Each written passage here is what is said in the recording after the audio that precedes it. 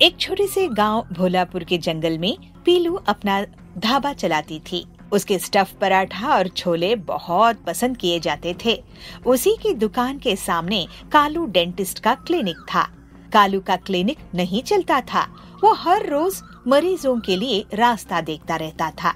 एक दिन वो पीलू के ढाबे में खाने गया। वाह पीलू, तुम्हारे पराठे कितने स्वादिष्ट है। इतने अच्छा खाना खा के यहाँ के लोग का दांत नहीं खराब होता है। तो पीलू कहती है, आपके क्लिनिक में कोई नहीं आता है क्या डॉक्टर साहब दांत ठीक करने के लिए? तो कालू कहता है, नहीं, मेरा क्लिनिक अच्छा नहीं चल रहा है। मेरी दिमाग में एक आइडिया है।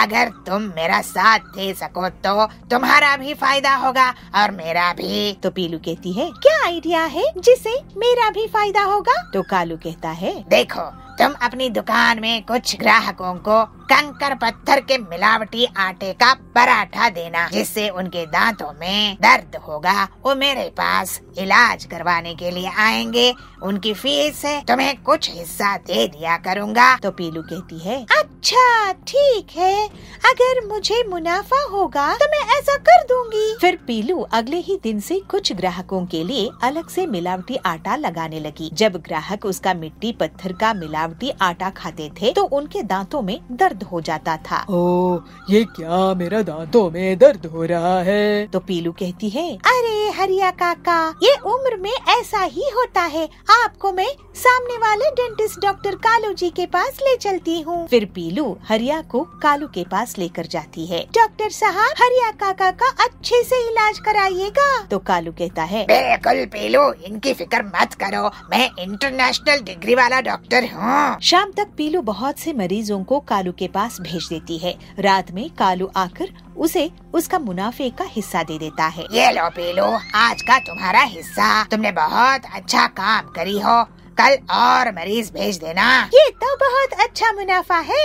मेरी भी बिल बन जाता है और आपके यहाँ से भी कमीशन मिल जाता है। इस तरह से बहुत दिनों तक पीलू कुछ चुनिंदा ग्राहकों को मिलावटी खाना देती थी और उनको डेंटिस्ट कालू के पास भेजकर उससे मुनाफा कमाती थी। ये देखो पीलू, मैंने कार खरीदी है। तुम्हारी मदद से मेरे पास और भी मरीज आने लगे हैं आसपास के गांव से। तो पीलू कहती है, बहुत अच्छा डॉक्टर कालू जी, मैं भी सोच रही थी कि ढाबे की जगह अब एक बड़ा सा 3 स्टार होटल खोल लूं। आखिर इतने पैसों से ढाबा चलाना अब छोटा काम लगता है। एक दिन पीलू की ढाबे में 2 बूढ़े पक्षी बबली और टिल्लू आते हैं। टिल्लू कहता है, हमारे बेटे के पास जाने के पहले हम कुछ खा लेते हैं। सुना है पीलू चिड़िया के ढाबे में बहुत स्वादिष्ट और गर्मा गर्म पराठे और छोले मिलते हैं। इनको खा के अपनी बेटे के पास चलेंगे। तो बबली कहती है, हाँ, बहुत भूख भी लगी है, सुबह से कुछ नहीं खाए ना, और आपको और मुझे पराठे छोले बहुत पसंद भी है। चलिए पीलू के ढाबे में। फिर दोनों पति पत्नी पीलू के पास जाकर ऑर्डर देते हैं। पीलू सोचती है, लगता है ये लोग गांव से आए हैं, बहुत अमीर भी लग रहे हैं। ये आंटी जी तो बहुत सारे गहने भी पहन कर रखी है। इन्हें मैं मिलावटी पराठा खिला देती हूँ। इनके दांतों में तकलीफ होगी तो इन्हें कालू डॉक्टर के पास ले जाऊंगी, मोटा कमीशन मिलेगा। ऐसा सोचकर पीलू उन्हें मिलावटी खाना दे देती है। मेरी दांत। तो टिल्लू कहता है, बहुत दर्द हो रहा है। चलिए मैं एक बहुत बड़े दांत के डॉक्टर के पास आपको लेकर जाती हूँ। पीलू उन्हें कालू के पास लेकर जाती है। कालू उन्हें देखकर चौंक जाता है। अरे ये तो माँ पिताजी है, इन्हें क्या हुआ? तो पीलू कहती है, कालू जी, ये आपके माँ पिताजी हैं? मुझे क्या पता था, मैंने तो उन्हें खाना खिलाई हूँ। तो कालू कहता है, हे भगवान, ये मेरे ही पापों की सजा है। मुझे माफ कर दीजिए माँ पिताजी, मैं लालच में अंधा हो गया था। पीलू कहती है, मुझे भी माफ कीजिएगा, मैंने आप लोगों को धोखा दी हूँ। फिर कालू अपने माता पिता को सब सच सच बता देता है। ये सुनकर बबली और टिल्लू उस पर और पीलू पर बहुत गुस्सा करते हैं। तुम लोग अब 6 महीने महीने तक सभी चिड़िया लोगों को मुफ्त में खाना और इलाज दोगे? तो कालू कहता है, जल्दी पैसे कमाने के लालच में ऐसे हुआ, अब से कभी नहीं होगा। तो पीलू कहती है, जी अंकल जी, मैं भी लालच छोड़ दूंगी। फिर उनके कहने के अनुसार कालू और पीलू सभी लोगों को मुफ्त में खाना और इलाज देते हैं। सभी लोग उनकी इस बात से खुश होते हैं और आगे से कभी भी कालू और पीलू किसी को भी धोखा नहीं देते और अपनी अपनी मेहनत से वो आगे बढ़ने लगे।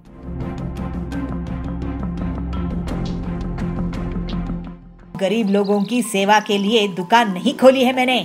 मैं तुम्हारी दुकान चलने नहीं दूंगी। मैं तुम्हारी दुकान बंद करवा के ही रहूंगी। जबलपुर गांव के जंगल में बबली कौवी एक ठेले में गन्ने का जूस बेचा करती थी। उसकी दुकान बहुत अच्छे से चलती थी और गर्मी में तो ग्राहकों की हमेशा से भीड़ लगी रहती थी। बबली सबसे बहुत अच्छे से बात करती थी। ऐसे ही बहुत समय तक काम करते हुए उसने बहुत पैसे कमाए और फिर कालू कौवे से शादी कर ली। अपनी सफलता के कारण उसको बहुत घमंड हो गया था और वो गरीब ग्राहकों से बदतमीजी से बात करती थी। बबली दीदी, मुझे 2 ग्लास ताज़ा गन्ने का जूस देना, मैं आपको पैसा कल दे दूंगा। अगर कल पैसे देने हैं तो कल ही जूस पीना। तुम गरीब लोगों की सेवा के लिए दुकान नहीं खोली है मैंने। अरे बबली दीदी, आप ऐसे कैसे बात कर रही है? मैं तो आपका रेगुलर ग्राहक हूँ। देखो बंटी भैया, पैसे रखो और जूस पियो। और हाँ, आज से गर्मी शुरू हो रही है ना, आज से 20 रुपया ग्लास नहीं बल्कि 40 रुपया ग्लास गन्ने का जूस मिलेगा। इस तरह से बबली बहुत घमंड हो चुकी थी। गरीब ग्राहकों से पैसे रखवाती थी, फिर गन्ने का जूस देती थी। कोई गन्ने का जूस नहीं बेचा था जिसकी बबली फायदा उठा रही थी। लेकिन अगले ही दिन बबली की दुकान के सामने पीलू चिड़िया अपना गन्ने का जूस का ठेला खोलती है। उसकी दुकान चलती देखकर बबली उसे जलने लगती है। पीलू चिड़िया, तुम मेरे ठेले के सामने गन्ने का जूस क्यों बेच रही हो? मैं तुम्हारी दुकान चलने नहीं दूंगी। अरे सुंदरी दीदी, गुस्सा मत करो। जंगल में इतने ग्राहक हैं कि हम दोनों की दुकान अच्छे से चल सकती है। पीलू की बातें सुनकर बबली चुप हो जाती है। पीलू अपने ग्राहकों से बहुत अच्छे से बात करती थी, जबकि बबली अभी भी बहुत घमंड से रहती थी। जल्द ही पीलू की दुकान में भीड़ लगने लगती है, क्योंकि वो गन्ने का जूस को सिर्फ 15 रुपए में बेचा करती थी। ये पीलू तो बहुत ही चालाक निकली, सस्ते दामों में जूस बेच रही है। इसकी दुकान बंद करवा दूंगी। मैं भी दाम कम कर देती हूँ, लेकिन उतने पैसों में मैं गन्ने का जूस नहीं बेचूंगी, बल्कि केमिकल वाला नकली मिलावटी जूस बेचूंगी। ग्लास का जंबो साइज बड़ा देखकर जंगल वाले मेरे ही पास आएंगे और पीलू की दुकान बंद हो जाएगी।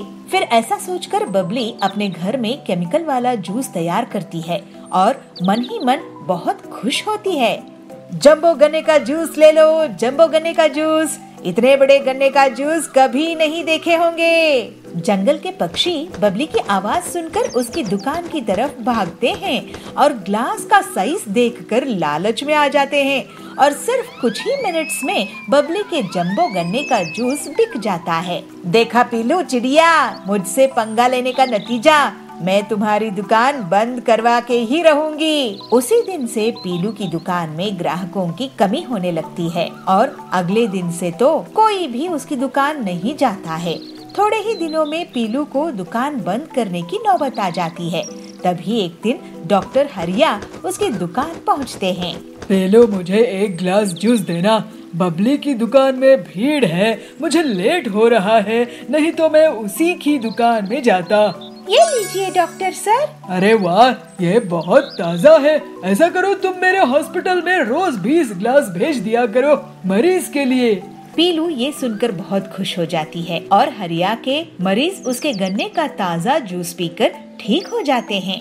लेकिन तभी वहाँ बबली की दुकान से गन्ने का जूस पीने वाले पक्षी आते हैं और उल्टियाँ करने लगते हैं। अरे ये क्या, इन्हें तो उल्टियाँ हो रही है। उनका टेस्ट होता है और उनसे हरिया पूछता है कि वो लोग क्या खाए पिए थे। तब वो बताते हैं कि रोज वो बबली के यहाँ जूस पीते हैं। बबली, तुमने इस गन्ने की जूस में क्या मिलाया है? तुम्हें पता है सबको किडनी में स्टोन्स हो गए हैं। इन सब की तबीयत खराब हो गई है तुम्हारी दुकान का गन्ने का जूस पीकर। अरे ये लोग पीलू की दुकान का जूस पिया करते थे। फिर हरिया बताता है कि पीलू की दुकान के जूस से उसके बीमार मरीज ठीक हो गए हैं। इसके पहले बबली कुछ बोल पाती, सभी पक्षी उसको घेर लेते हैं।